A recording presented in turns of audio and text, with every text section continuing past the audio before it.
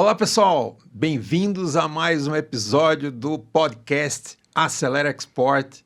Hoje é um dia bastante especial, esse é o segundo episódio e nós vamos falar hoje sobre os desafios e oportunidades com o Trade Finance no mercado de exportação. E tenho a alegria hoje de receber novamente o Lucas, da RTS International, que vocês já assistiram no primeiro episódio. Bem-vindo, Lucas, a mais um episódio aqui do podcast Acelera Export, hein? Obrigado, Carlos. É um prazer novamente estar aqui e, de novo, trazendo um tema que é super relevante com o nosso convidado também. Então, vamos explorar aí mais profundamente essas dificuldades e as oportunidades que a gente tem com o Trade Finance. Com certeza. E eu queria já dar parabéns ao Diego Mota. Muito obrigado. Que é um executivo muito experiente, né, Lucas? Da BMG International. BMG Foods. BMG Foods. Isso. Uma multinacional que está presente aqui no Paraguai. E eu queria te agradecer muito por essa participação e pedir para que você se apresente aqui para os nossos seguidores do canal Podcast Acelera Export. Bem-vindo, Diego. Muito obrigado, Carlos. Muito obrigado, Lucas, pelo convite de participar aqui com vocês desse bate-papo. Queria parabenizar também pela iniciativa, acho que é uma baita iniciativa para desmistificar um pouquinho o conceito, o que é Trade Finance, a importância na vida real, como funciona dentro das companhias em si e as oportunidades. Então, agradecer mais uma vez. E eu comecei, basicamente, comecei a minha carreira com corretora de câmbio. Depois eu trabalhei na Braskem por 1 ano e meio. Depois da Braskem, trabalhei na Novonor, Odebrecht, por 12 anos. Fui expatriado, morei na África, voltei. Tive uma experiência internacional bem relevante. Fui para uma outra empresa de infraestrutura e saneamento como CFO no Brasil. Depois eu passei pela Simpar, Unipar, e agora estou na BMG Foods, recém-chegado, 90 dias, e de fato é uma empresa que se posiciona no Brasil, tem 3 anos de operações no Brasil, mas é uma empresa que usa muito o artifício as estruturas de Trade Finance e de exportação. Hoje 20% da receita da companhia é exportação, a gente pretende chegar ali a 50% de exportação do total de receita dela, até 2027. Então, sem dúvida, Trade Finance é um grande aliado aí das empresas exportadoras, principalmente. Legal, meu querido Diogo. E, nem todo mundo, né, Lucas, está habituado com esse termo, com essas ferramentas de financiamento às exportações. Então, antes da gente explorar o vasto conhecimento do nosso querido Diogo, eu gostaria de começar batendo essa bola, rememorando um pouco quais são as principais ferramentas de Trade Finance que existem, né? Para que o pessoal, quem ainda não conhece essa área, possa também aprender um pouquinho, né? Perfeito. Bom, Trade Finance, como eu falei, né, no primeiro episódio, é um conceito bastante amplo que envolve os financiamentos das atividades de comércio, né, principalmente comércio internacional. Hoje, as principais linhas e alternativas que as empresas contam, basicamente podem ser de financiamento ou algum tipo de seguro, né, para aumentar realmente a confiança entre as partes, para que elas possam, o exportador receber o pagamento e o importador receber o seu produto. Então, quando a gente olha para a estrutura brasileira, hoje, os principais produtos são ACC, ACE, que são adiantamentos sobre contrato de câmbio, as linhas mais tradicionais, geralmente de curto prazo, onde as empresas buscam limites de crédito com os bancos para fazer a antecipação dessas vendas, dessas potenciais vendas. Existem também soluções de mais longo prazo, como o pré-pagamento de exportação, notas de crédito de exportação, que já é uma alternativa que pode tanto ser contratada em reais como em moeda estrangeira.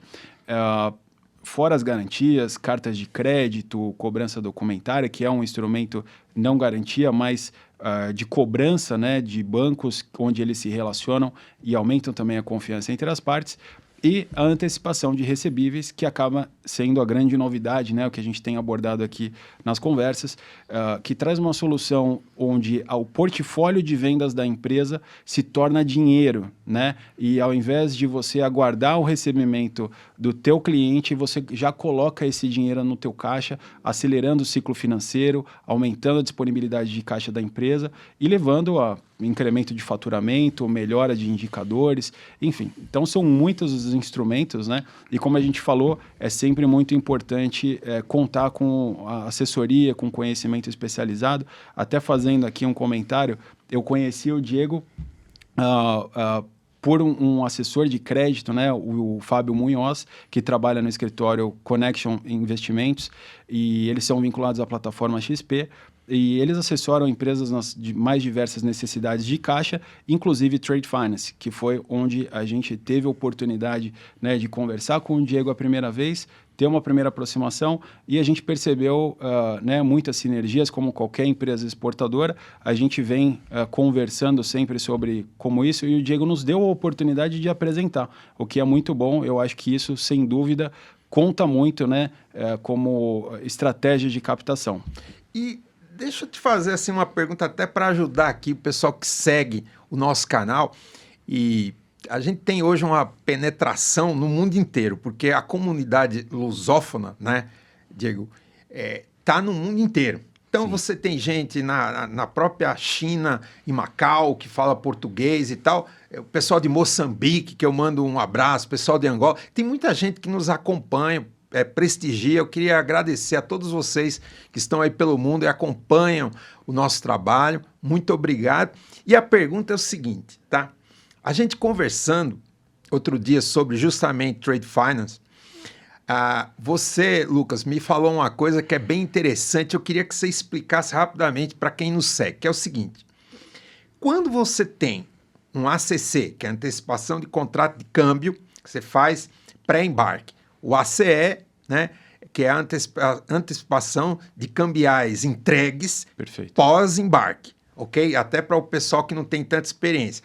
Mas isso tem um comprometimento, vamos dizer, isso é considerado uma obrigação financeira.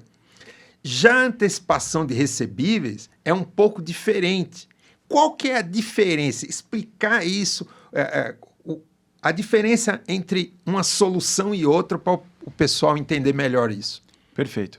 O relacionamento bancário, ele pressupõe algumas condições, né, tais como garantias, reportes, né, de crédito e até a descrição dessas operações dentro do balanço da empresa. É isso, do balanço. É Exato. Isso que eu queria pegar. Quando você utiliza uma solução baseada nos teus recebíveis, basicamente você está fazendo antecipar esse fluxo para o caixa da empresa.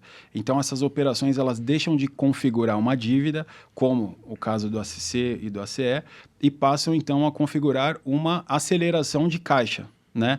E isso é muito importante porque melhora indicadores de liquidez, eventualmente pode ser utilizada para diminuição de dívida, o que também influencia no indicador de liquidez, de endividamento, alavancagem.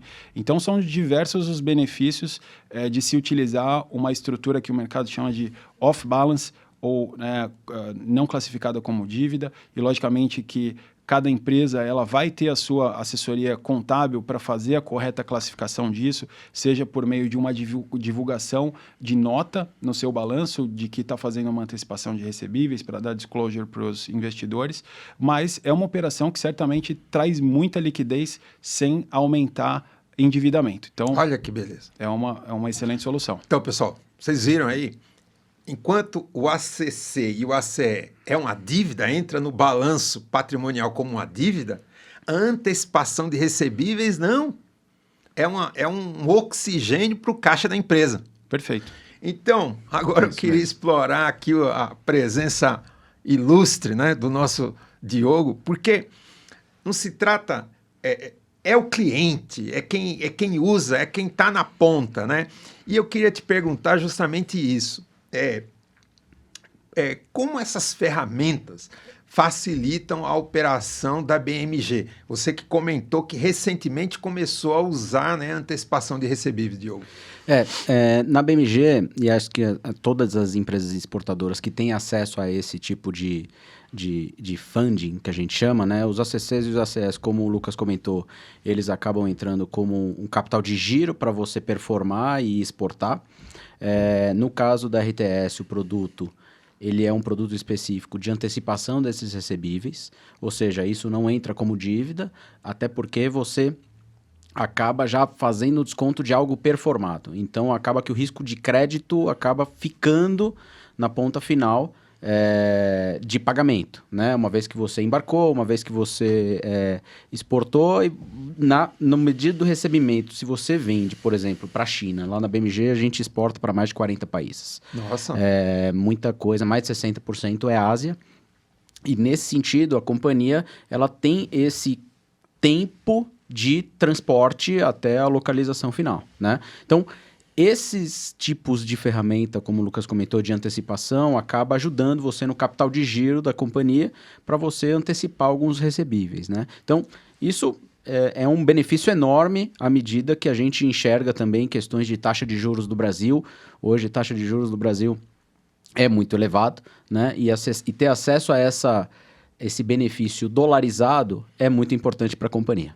Inclusive, eu estive, quando eu estava vindo para cá para a gente gravar o nosso episódio, eu estava escutando a respeito dos negócios na AgriShow. A AgriShow é a maior feira de maquinário, tecnologia para o agrobusiness, né, da América Latina. E não está tendo vamos dizer assim, uma visitação e um movimento tão grande nesse ano, justamente por conta das taxas de juros elevadas, né, e dos riscos que o mercado internacional, com base no tarifaço lá do Donald Trump e tudo mais, está trazendo. Então, veja a importância disso. Você ter acesso a melhorar seu fluxo de caixa, né? Sim. Como no cenário atual é importante, né? Vocês na BMG avaliam dessa forma? Avaliamos constantemente as linhas disponíveis no mercado. Então, a companhia ela também tem acesso a ACC, tem acesso a ACS, tem dívidas de PPE também. Então, a companhia ela sempre olha o melhor custo de funding, de estrutura para a companhia, adequado com a estratégia da companhia. Cada companhia tem uma estratégia distinta, mas a gente acaba fazendo uma análise bem profunda de como que a gente vai operar. E até, nesse sentido, essas dívidas de trade finance, acesso a essas estruturas, elas permitem que você faça uma análise comercial de market share, de expansão de receita, expansão de países. Então, ela é uma ferramenta não só financeira, mas também de oportunidade de abertura de novos mercados, de prazos importantes. Então, acho que isso tudo tem que ser bem avaliado e bem estudado. Sensacional. E aproveitando, né, Lucas? Vamos aproveitar a presença do Diego aqui, que você que é um CFO de uma grande empresa, de uma multinacional, queria te perguntar justamente isso. Qual que é o papel, né, do CFO nesse processo, nesse ambiente do comércio exterior? Qual que é as tarefas, né? O que você realmente faz a diferença nesse cenário para agilizar essas exportações e desenvolver esses negócios? No papel do CFO, a gente precisa primeiro ter dentro de casa, dentro da estrutura da companhia, uma visão e uma comunicação muito integrada entre os departamentos. Mas, olhando pela perspectiva de negócio, você sempre leva em consideração o seu fluxo de caixa no fim do dia, onde você vai exportar, quanto tempo leva para embarcar para aquele lugar, para aquele local, quanto tempo ele vai te pagar, quais as medidas de segurança e de risco que você está correndo com a contraparte, se você vai usar uma carta de crédito para se proteger, com confirmações nas duas pontas. Então, um banco de primeira linha, um banco de segunda linha. Então, você sempre precisa olhar sobre o aspecto de risco, fluxo de caixa e também comercial, posicionamento da companhia. Então, esse triângulo, essa pirâmide que a gente chama, ela sempre é olhada nas 3 pontos. Oportunidade de expansão de receita em novos mercados, a questão de risco de crédito, efetivamente, porque, querendo ou não, grande parte é por meio de navio, e por meio de navio você tem um tempo de transit time que você precisa cuidar, e isso tudo vai impactar no seu fluxo de caixa, e para isso você tem que ter acesso a esses produtos, a essas ferramentas. Então, esse é o primeiro, a nível mais estratégico, e a nível interno, a comunicação entre as áreas, o time de exportação, o time fiscal, o time contábil, para você endereçar bem toda essa parte nas demonstrações financeiras. Sensacional. E aproveitando o Lucas, que é vamos dizer, um expert em trade finance, né? Sem dúvida, a quantidade a qualidade da informação e o nível de informação para o cliente é fundamental, né? Queria que você falasse um pouco sobre isso, né? Porque muita gente reclama da dificuldade de ter acesso à informação de qualidade. Como que você faz isso, né, para os clientes na RTS?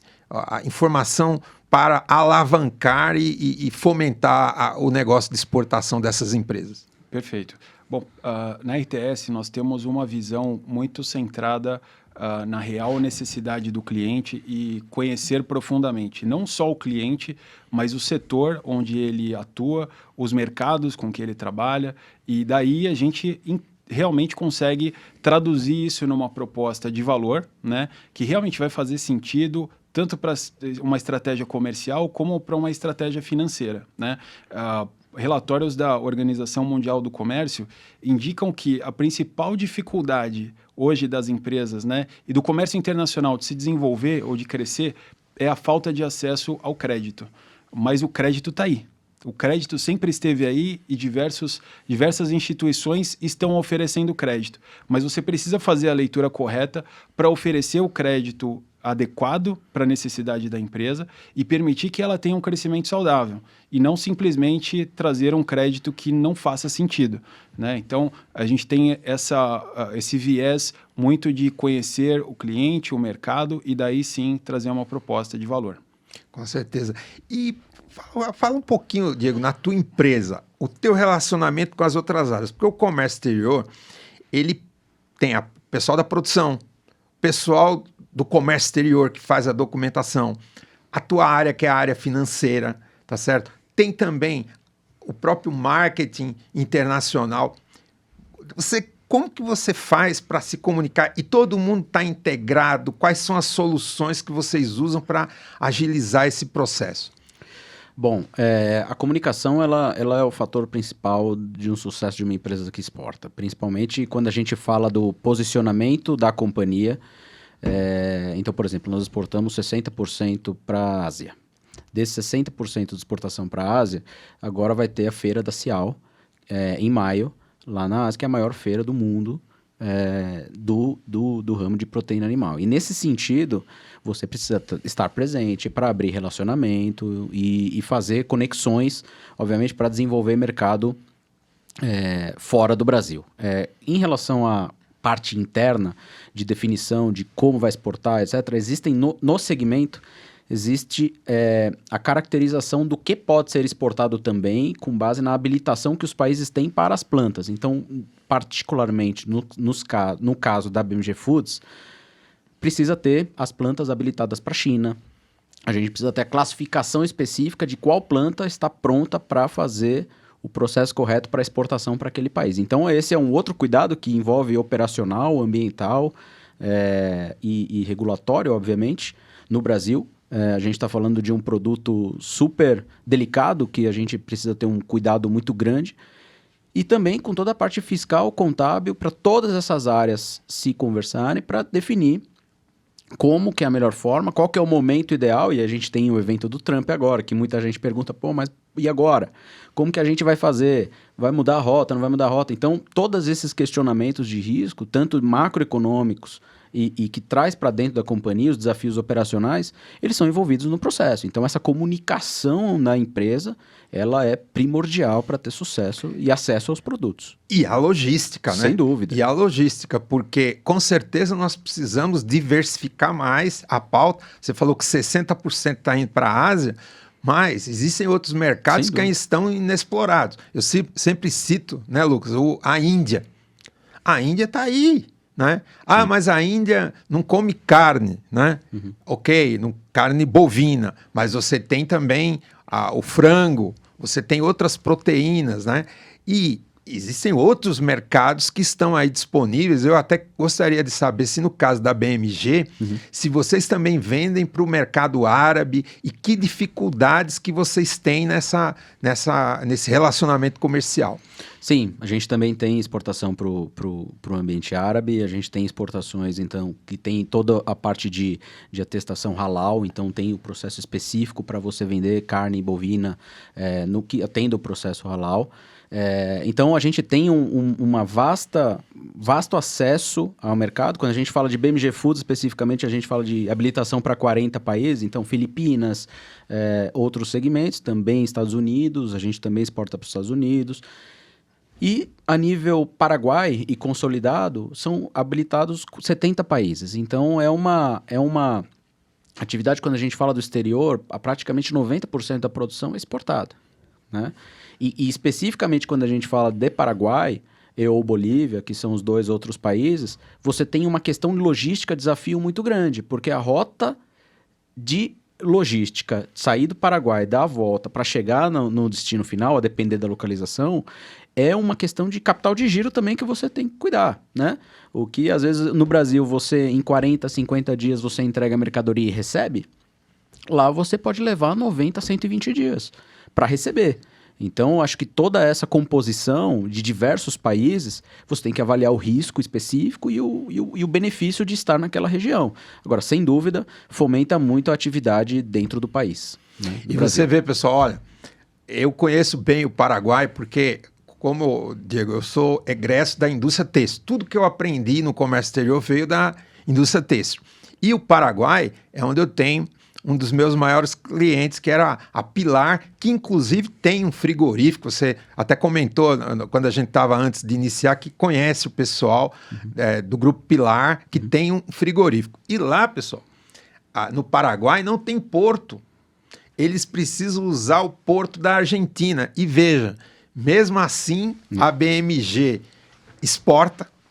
Sim. E quantas empresas, o Brasil não é a melhor condição logística do mundo, mas tem muito mais facilidade, não usa a exportação, né? Sim. Então, chama a atenção, e eu até queria te fazer essa pergunta, né? O que faz o Paraguai, um país que tem pouco mais de 7 milhões de habitantes, conseguir exportar para tantos países? Bom, vamos lá. Quando a gente fala especificamente do negócio, primeiro que o Paraguai é um país investment grade, né? É um país que você tem um selo de investimento grande. Acho que o Paraguai está começando a explorar muito esse benefício dele de investir no Paraguai. Você vê vários empresários ou empreendedores indo para o Paraguai, abrir novas plantas, abrir novas fábricas. E isso eu não estou falando só do segmento onde a gente atua, são diversos. Nós temos outras empresas também paraguaias que vindo para o Brasil, que teve origem lá. É uma mão de obra mais barata, é uma questão de custo de energia mais barata, mais baixo. Então, esse benefício de relações diplomáticas do Paraguai com outros países, no nosso caso especificamente, exporta muita coisa, a qualidade dos produtos. Então, a qualidade é uma qualidade muito boa. Quando a gente fala da qualidade do boi, também é uma questão relevante. Tem um outro player também bem forte no Paraguai, brasileiro, concorrente, mas no fim do dia é um país que você pouco explora. Nós brasileiros pouco exploramos, mas está cheio de oportunidades no Paraguai. Então, é isso aí. E imagine aqui no Brasil, né? Sim.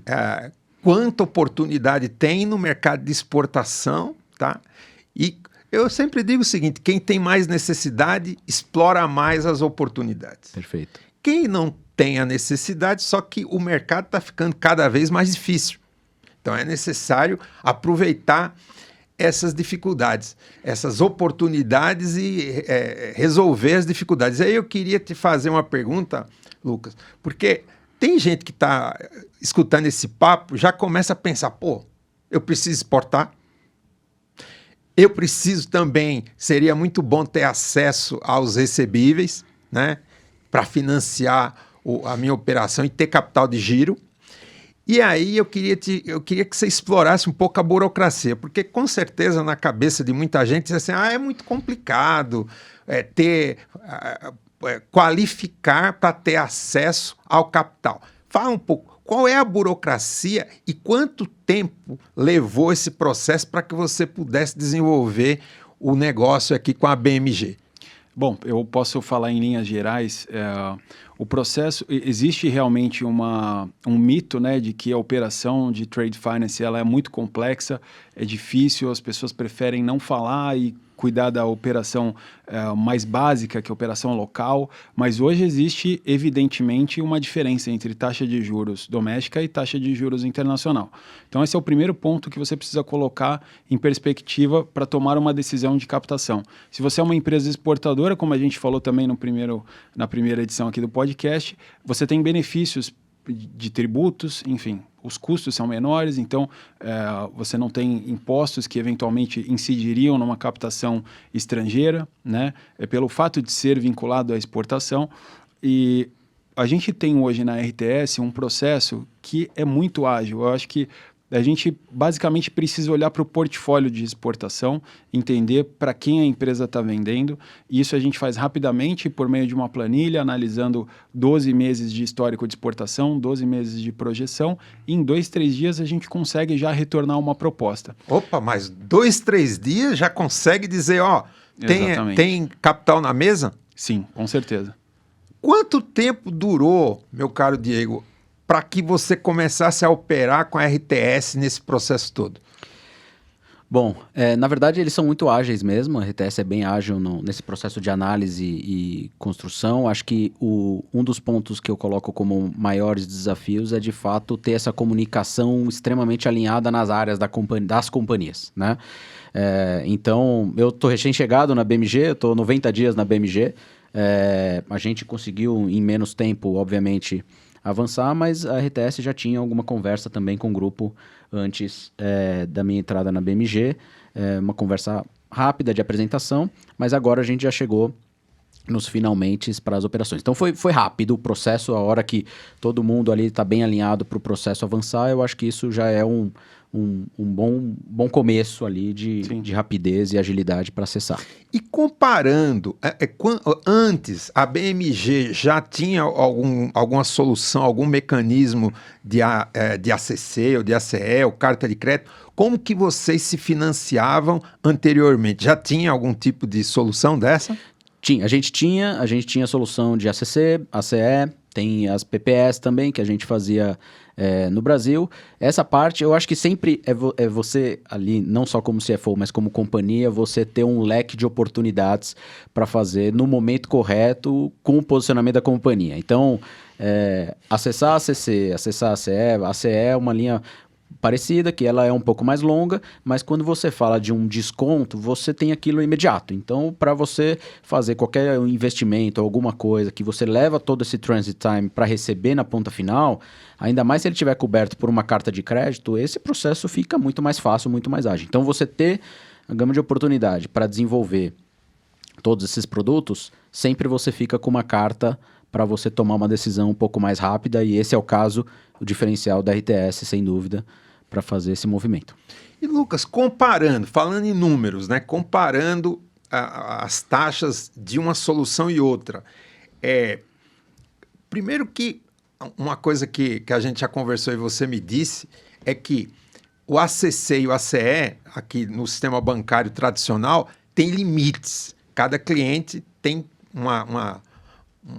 vamos dizer, um recurso limitado. No caso da RTS, é ilimitado, certo? Perfeito. Mas qual a diferença em termos de custo para que uma empresa, como é o caso da RTS, possa acessar e viabilizar, para que não pese também no preço lá final para o cliente, né? Perfeito. A questão de custo ela é sempre muito relacionada ao portfólio, né, que a gente está financiando. Então a RTS ela tem um olhar muito mais voltado para a carteira de vendas, né, do que eventualmente para a qualidade do balanço da empresa, né? E nós atendemos empresas extremamente líquidas que não tomam dívida. E por que a gente faz isso? Porque a operação não é uma dívida.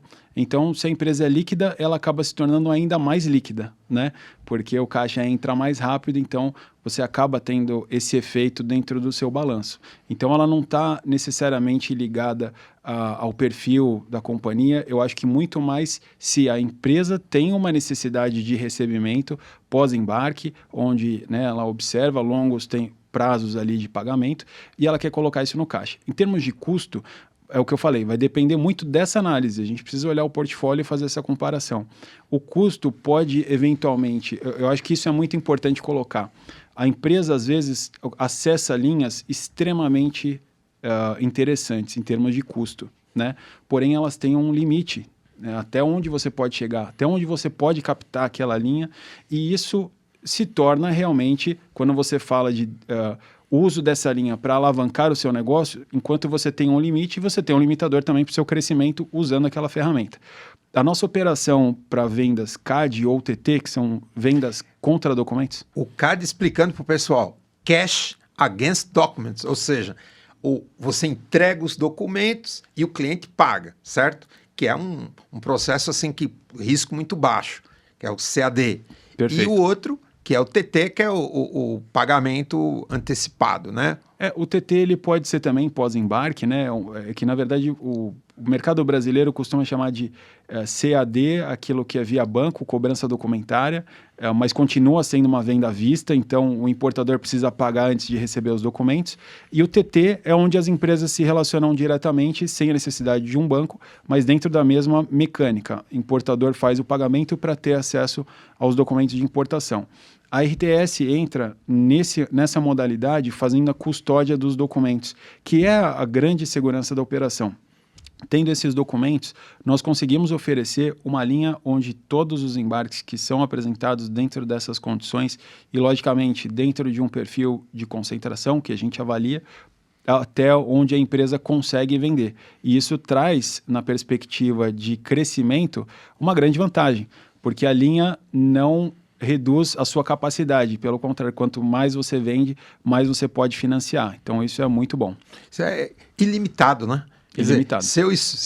Quanto que hoje, não sei se você pode passar essa informação, mas qual que é o faturamento em dólares do grupo BMG na exportação? Pode passar essa informação? Posso. BMG em 2024 faturou 4,7 bi. Dos quais 900 milhões aproximadamente foram de exportação. Então ela atinge 1 bilhão de reais. 1 bilhão de... É fantástico, hein? Realmente um resultado excepcional, né? Sem dúvida. É muito representativo. Agora, tudo tem um princípio, né? Tem. Hoje é 1 bilhão, mas lá atrás não foi 1 bilhão, né? Não.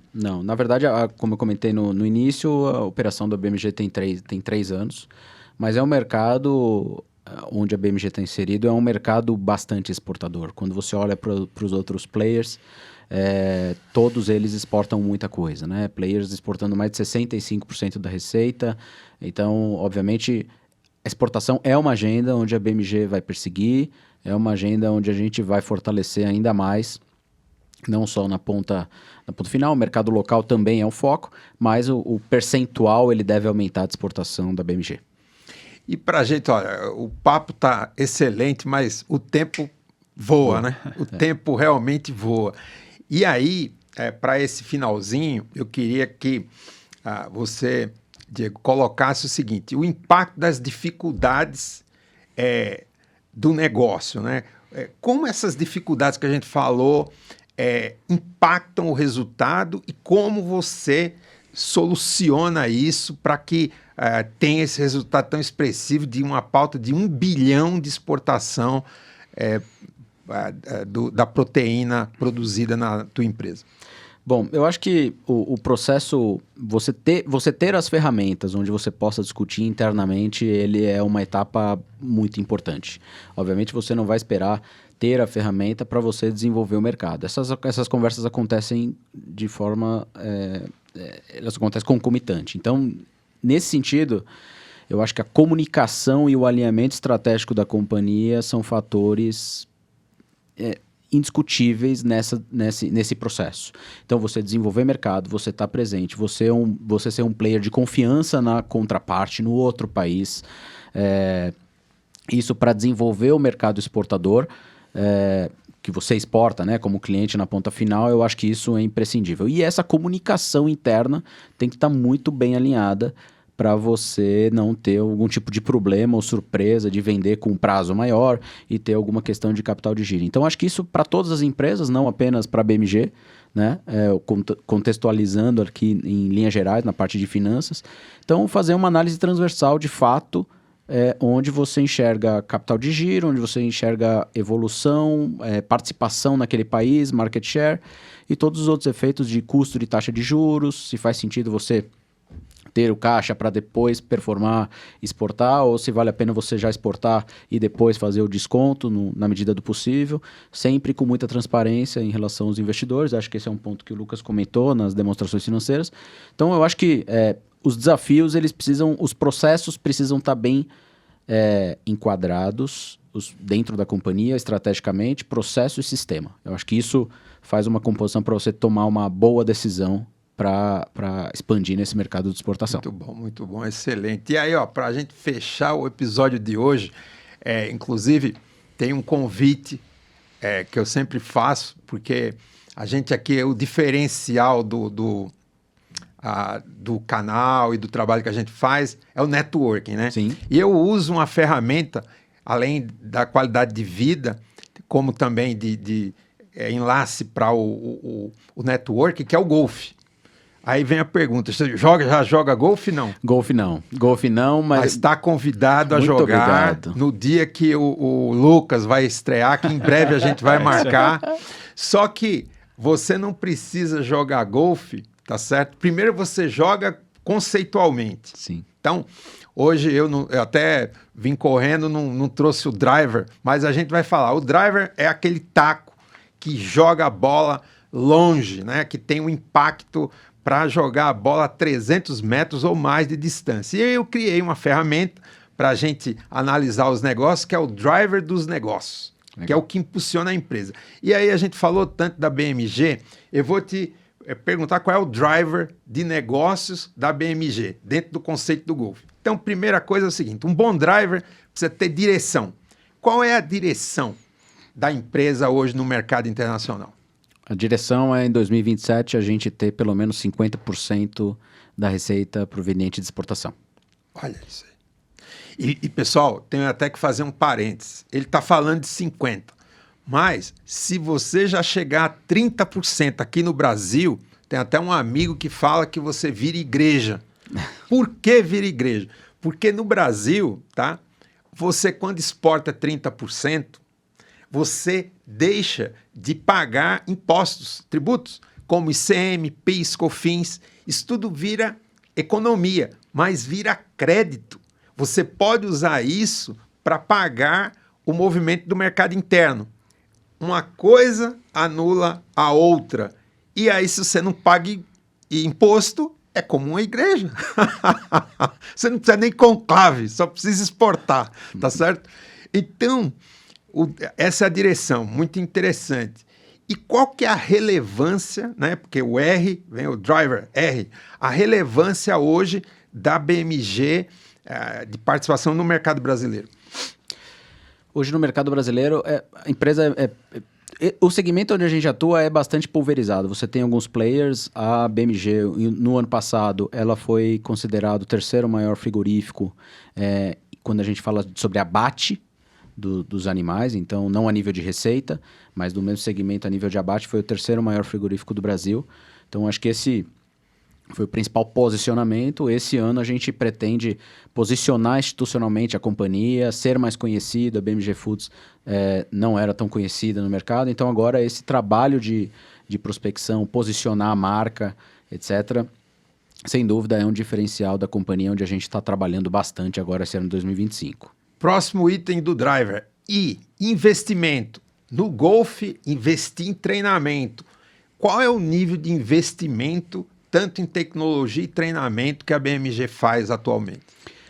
Hoje nós temos 3 plantas próprias. Essas 3 plantas próprias, as demais são arrendadas e contrato de prestação de serviço, mas nas plantas próprias a gente está fazendo investimentos relevantes para aumentar a capacidade da planta a nível de abate e também habilitar essas plantas para exportação, que é um processo prévio a você atingir os 50%. Então, esse trabalho onde você investe em tecnologia, investe em capacidade, investe em habilitação, obviamente, sem dúvida, você vai conseguir atingir aquele primeiro D da sua metodologia para você chegar aos 50% de exportação. E aí, para a gente completar o driver, tem agora o V, o E e o R. O V é a velocidade. Qual a importância da velocidade, é o que eu chamo de time to market, sim, para você implementar isso na BMG? Que tipo de ferramenta você usa para ganhar velocidade?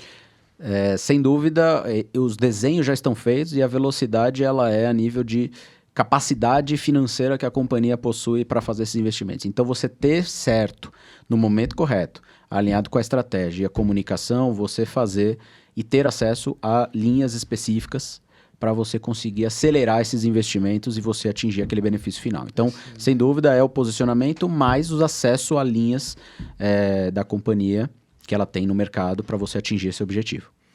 Muito bom. Muito rápido. Aí, para terminar, né? Até a gente comentou no outro episódio, porque o golfe joga sozinho, mas é uma ilusão, porque tem uma grande equipe para você. Tem o CAD, tem o fisioterapeuta. Sem equipe não tem golfe, né? Sozinho você não vai ter performance. Perfeito. Qual a importância da equipe da BMG?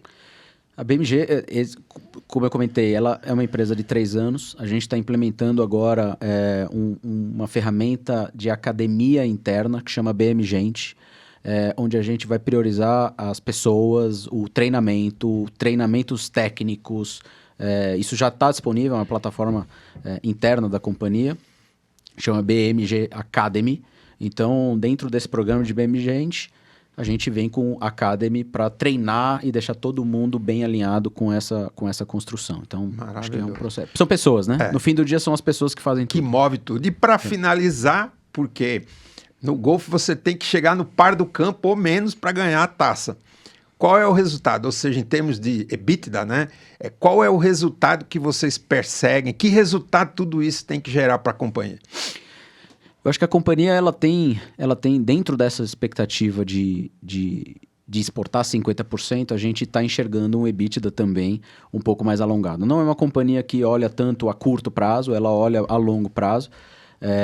A gente, obviamente, espera daqui 5 anos atingir um processo de receita importante, mas muita eficiência operacional. Então, a nível de EBITDA, eu prefiro não abrir número, mas são margens mais comprimidas do segmento usualmente, mas a gente pretende atingir esse objetivo de exportação e figurar efetivamente como terceiro player do mercado. Acho que é isso. Se manter como terceiro player do mercado. Que já está ótimo, né? Isso. Perfeito, sem dúvida. Então, pessoal, o tempo voou.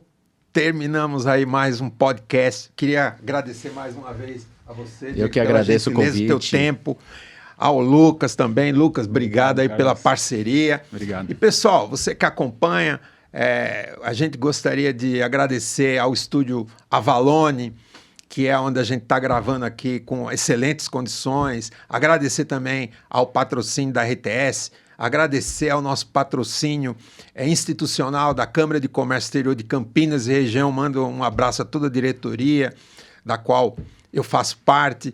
E a gente se encontra no terceiro episódio com mais um conteúdo interessante, tá? Muito obrigado e a gente se vê em breve. Um abraço, sucesso a todos. Se inscreva no canal, compartilhe, tá? E se você quiser entrar em contato conosco, aqui no campo de comentários tem a nossa landing page tradefinance.acceleraexport.com e você pode entrar em contato para tirar dúvidas e ter acesso a todos esses benefícios. Um abraço, sucesso a todos.